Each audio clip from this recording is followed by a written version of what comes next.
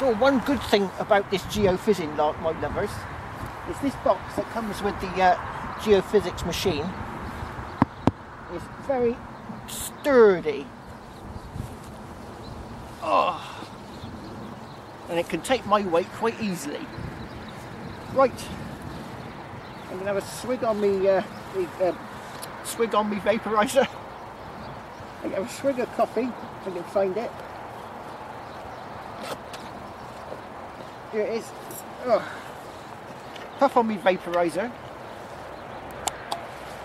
I'm all set up, ready to go. And I'm gonna geophys these 3 squares to see what's here.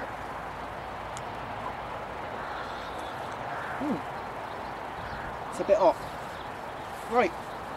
Then what I'm gonna do, my lovers, is I'm gonna pick out of all of the geophysics that I find, I'm going to pick a place and I'm going to put in a sondage, which is a type of archaeological hole, about so square, and I'm going to go down to the depth of the archaeology, which is about 2 feet deep, and I'm going to see what pottery I can find in the hole. And then, depending on what the geophysics looks like, and depending on what I find in the hole, I'm going to see if I can get some archaeologists to come along and put in maybe a test pit or something a bit bigger, maybe, we'll see, maybe over a wall, and if everything looks really good, then I will get some more archaeologists to come and probably geophys the field with their equipment, because it'd probably be, you know, this my geophysics machine is like bottom of the range, you know. The range goes up in you know, in quality of machines and in cost. You know, the cheapest next version of my machine will cost you about £5,000, and then we're looking at gradiometers or magnetometers, and then they're about £10,000, and you know, it goes up and up and up. So they'll probably have better machines than mine. It's like going onto a field with a cheap metal detector. If you go onto a field with a CTX 3030, you're going to find a lot more stuff. So I'm going to see if I can find some more geophysics today. And then I'm going to come back with my metal detector. I've already been over this field countless times, and it's not much here. But what I will do is I will try and figure out the best place where the most amount of noise is, and I'll put in a sondage and I'll see what's here. Right, I better crack on, because they did forecast a bit of rain later on, and I want to get as much of it done as possible before it does rain. So I don't want to get my expensive machine wet.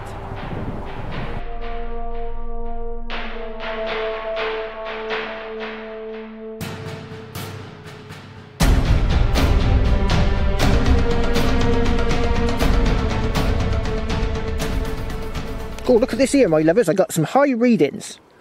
So when you see the plot later on, what the survey, you look for the top left-hand corner, and I'm hoping there might be something like wall lines or something like that under the ground in this top corner. Because if it is, I might have to come back and do a bit more.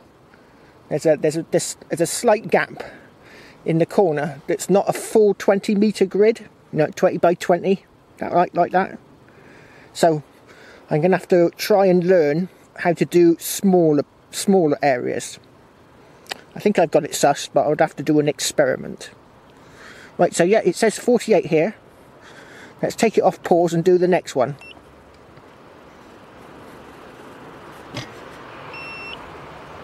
.46, it's going down. 46 again. 41, definitely going down now. Yeah, 39. 41. 39. 37, it's going down. Oh, gone back up again. Oh, 51, look at that. It's gone right up. There could be a wall line here.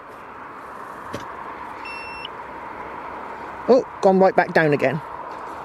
Perhaps it's a small wall.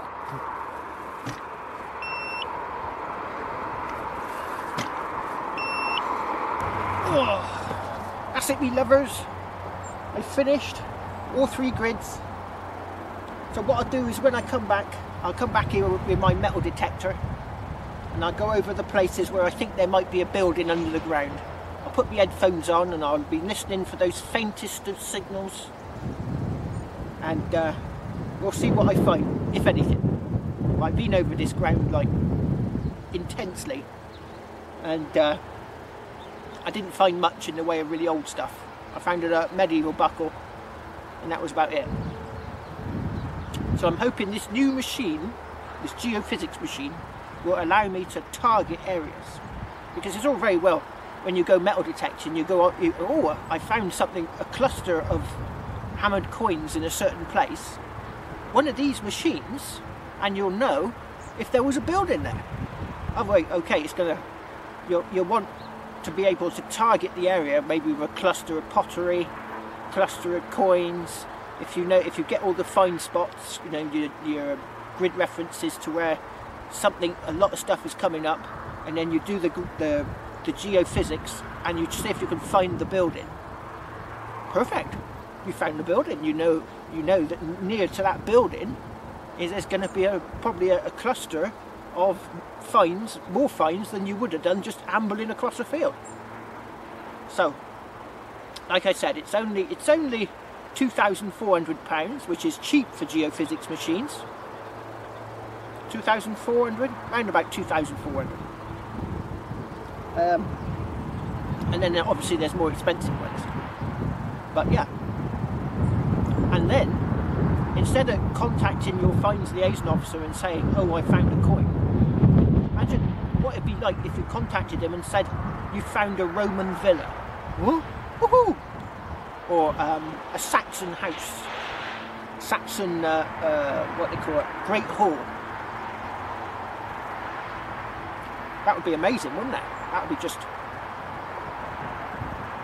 be just so brilliant. Be better than finding a gold coin, methinks. Right, I'm going to pack up before it rains and head off to the pub for some jars of ale. Cheers. Right, here we go, my lovers. This is the 3 plots extra that I did, and as you can see, there's something up here. Look, something there. Don't know what that is, and I can see possibly something coming through there.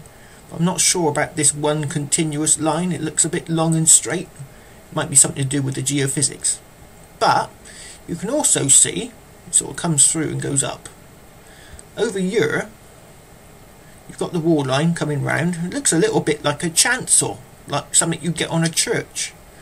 You can almost see aisles. Look, there's like one of the aisles off to one side, and that might be another aisle. So you've got this thing coming through here, and it goes up, and it turns a left-hand corner through there. So that's that wall line. So I did all of that to get that one wall line that goes off into the one bit that I didn't do. Great. But it looks like it comes back on itself further up.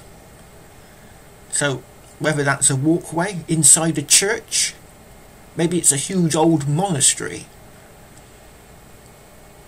Anyway, that's it, my lovers. So I'm going to go back. Now what I can do with the raw data, I can count out the squares that I've done.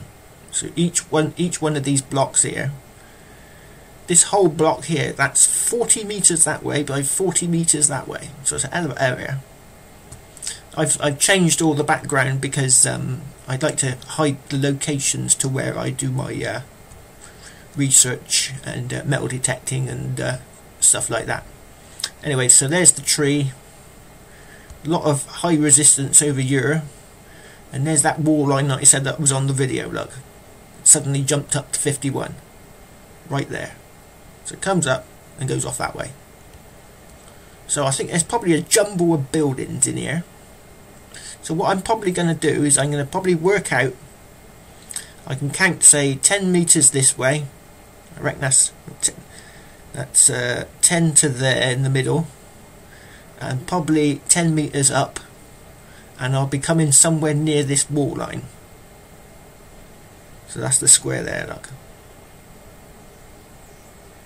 So yeah, 5 meters in, and maybe, what's that, 6 or 7 meters up. Hold on, no, hold on. I'm getting this all getting a bit of a pickle here. It's 20 meters. When each one of these squares 20 meters. So 10 meters in, and I'd say probably about 10 meters up, and that would hit that wall line. So I'll probably go maybe 10, 11, slightly over, and see if I can get inside the building. So I'll put my sondage somewhere around here, and I'll see what comes up when I go and detect it sometime soon. It's been pouring with rain today. I would have gone today, but it's been raining. Right, that's it, my lovers. I'll see you on the next video as the next update of this geophysics, and then hunting for what's there. Cheers!